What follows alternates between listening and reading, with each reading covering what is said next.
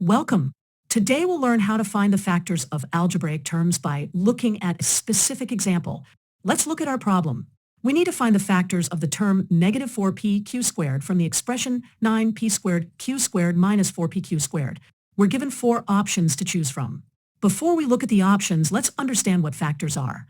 Factors are numbers or terms that multiply together to give us the original expression.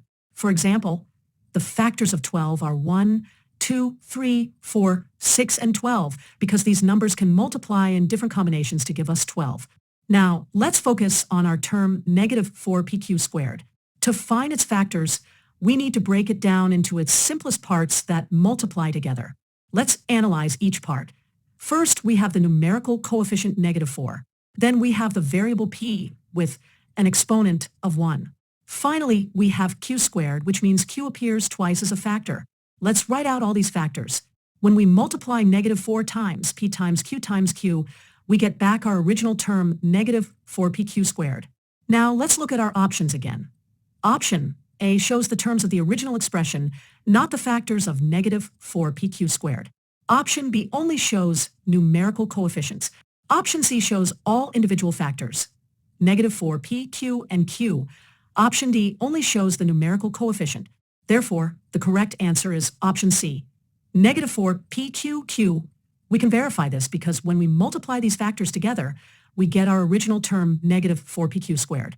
To summarize, when finding factors of an algebraic term, we need to identify all numbers and variables that multiply together to give us the original term. Remember that when a variable has an exponent, it appears that many times as a factor. Let's solve a problem about finding the perimeter of an equilateral triangle. If the length of each side of an equilateral triangle is L, what is its perimeter? We have four options. A, 3L, B, 3 plus L, C, 3 minus L, or D, L divided by 3. Let's first understand what an equilateral triangle is. An equilateral triangle has 3 equal sides and 3 equal angles. Each angle in an equilateral triangle is 60 degrees. And in this case, each side has length L. Now let's calculate the perimeter. The perimeter of any polygon is the sum of all its sides. In this case, we add the length of all 3 sides, L plus L plus L. This gives us 3L. Let's analyze each option.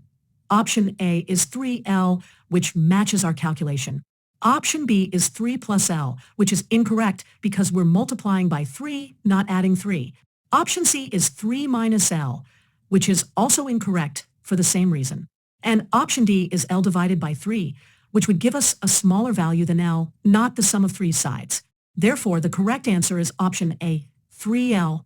This represents the sum of all 3 equal sides of the equilateral triangle. Let's learn about monomials and how to identify them. We'll analyze different expressions to determine which one is a monomial. First, let's understand what a monomial is. A monomial is an algebraic expression that has exactly one term. It consists of a coefficient multiplied by variables with non-negative integer exponents.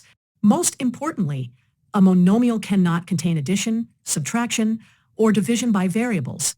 Let's look at our options. We have option A, 2x plus 3 option B, 2x option C, 4x plus 2y plus 3 option D, 4y plus 5x plus C minus 1. Let's analyze option A, 2x plus 3. This expression has two terms, 2x and 3, since it contains addition. It cannot be a monomial. Next, let's look at option B, 2x. This expression has only one term, consists of a coefficient times a variable, and contains no addition, subtraction, or division. This matches all our criteria for a monomial. Moving to option C, 4x plus 2y plus 3. This expression has 3 terms and contains addition. Therefore, it's not a monomial. Finally, let's look at option D, 4y plus 5x plus C minus 1. This expression has 4 terms and contains both addition and subtraction. It's not a monomial. Therefore, looking at all our options, we can conclude that only option B, 2x, is a monomial because it's the only expression that satisfies all the requirements of a monomial. It has exactly one term, consists of a coefficient times a variable, and contains no addition, subtraction, or division. Let's learn about trinomials by analyzing different algebraic expressions. First, let's understand what a trinomial is. A trinomial is an algebraic expression that has exactly three terms separated by addition or subtraction operations. For example, the expression 2x squared plus 3x minus 4 is a trinomial because it has exactly three terms. Now, let's analyze four different expressions to determine which ones are trinomials. We have A, 2a plus 6b minus 1b, just the number 1c, 5a minus 7, and D, a plus b plus c minus 3. Let's start with expression A. 2a plus 6b minus 1 has exactly three terms. 2a is the first term, 6b is the second term, and negative 1 is the third term. Since it has exactly three terms, this is a trinomial. Next, let's look at expression B. This expression is just the number 1. It has only one term, so it cannot be a trinomial. For expression C, 5a minus 7 has 5a as the first term and negative 7 as the second term. With only two terms, this is not a trinomial. Finally, let's look at expression D. The expression a plus b plus c minus 3 has four terms, a, b, c, and negative 3. Since it has more than three terms, this is not a trinomial. In conclusion, only expression A, 2a plus 6b minus 1 is a trinomial because it has exactly three terms. The other expressions either have too few or too many terms to be considered trinomials. Let's find all terms containing y as a factor in the expression 8 plus xy plus xyz. We'll examine each term one by one to determine which ones contain y. Let's break down the expression into its individual terms. First, we have 8. This is just a constant with no variables. Next, we have xy, which is the product of x and y. Finally, we have xyz, which is the product of x, y, and z. Now, let's check each term to see if it contains y as a factor. For 8, we can see it's just a number, no y factor here. For xy, we can see y is clearly a factor. For xyz, y is also a factor as it's one of the variables being multiplied. Let's look at our options. Option A, xy, xyz, option B, x, xc, option C, 8, xy, xyz, option D, y, xc. Let's analyze each option. Option A lists xy and xyz, both terms we identified as containing y. Option B has x and xc, neither of these terms contains y. Option C includes 8, which we know doesn't contain y. Option D has y and xc doesn't contain y, and it's missing xyz. Therefore, option A is correct as it lists exactly the terms that contain y as a factor, xy and xyz. Let's identify which terms in the expression x plus y plus 1 are not constant. We'll analyze each option carefully.